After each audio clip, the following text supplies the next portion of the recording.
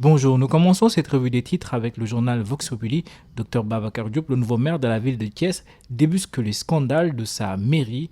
Un rapport d'audit accablant pour l'équipe sortante. Le carburant, plus de 70 millions en 10 mois dépensés pour 3 véhicules fonctionnels et un renouvellement fictif de matériel administratif à plus de 19 millions de francs CFA.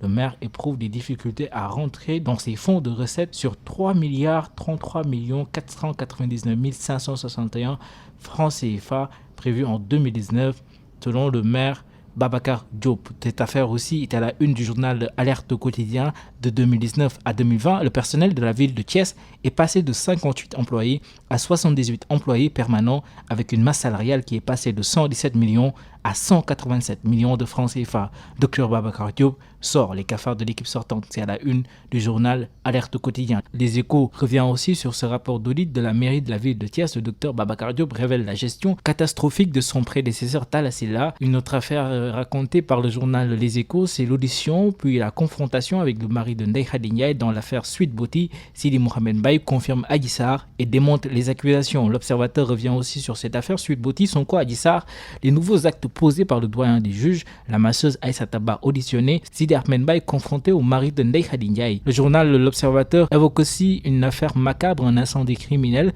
En colère contre son époux, elle met le feu au domicile conjugal et tue ses 2 enfants consumés par les flammes. Le journal Libération met aussi à sa une l'audition dans l'affaire Sweet Beauty. Encore 2 rebondissements. Adji Sarr rencontre avec Mamour Diallo, Gabi Sow. Ce que Sidi Ahmed Mbaye a dit hier au juge durant son audition comme témoin qui a duré 2 heures.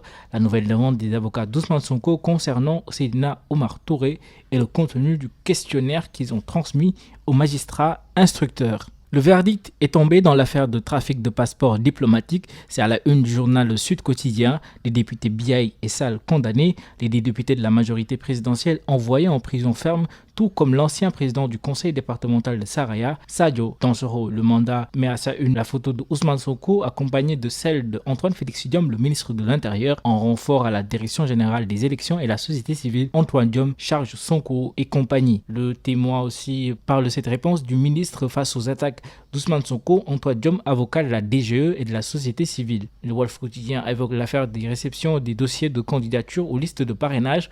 Comment le pouvoir a dribblé la coalition Yewwi Askan Wi. Selon source A, Benno sera out si le Conseil constitutionnel suit la logique qu'il a défendue lors de sa décision prise envers Malick Gakou le 13 janvier 2019. Le quotidien informe que le contingent sénégalais est interdit d'entrer au Mali. Goïta bloque les Djambars, une mesure de représailles contre les sanctions de la CEDEAO. La MINUSMA qui dit qu'ils sont dans l'attente des autorisations des autorités malienne. Besbi le jour, Moustapha Niasse s'est expliqué dans le quotidien Besbi le jour, une retraite volontaire. Je l'ai décidé en parfait accord avec le président de la République. Tant que je vivrai, je le soutiendrai, selon le président de l'Assemblée nationale. Enquête revient sur l'ouverture de la 14e édition de la Biennale de Dakar, Dakar capitale de l'art. Après la parenthèse Covid-19, le Dakar revient pour le plus grand bonheur des artistes. Macky Sall demande aux entreprises publiques et privées de financer l'art et la culture. Il veut créer un fonds de soutien à la participation aux grands événements du monde, INDAFA, ou stimuler l'essor de l'art contemporain.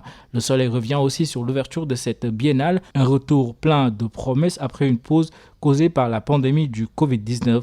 Dakar replonge dans la fièvre de la biennale. Gumsobop et Bougan en phase pour une plateforme de lutte, c'est le journal Tribune qui l'évoque. Ceux qui ne sont pas encore victimes doivent se sentir concernés selon eux.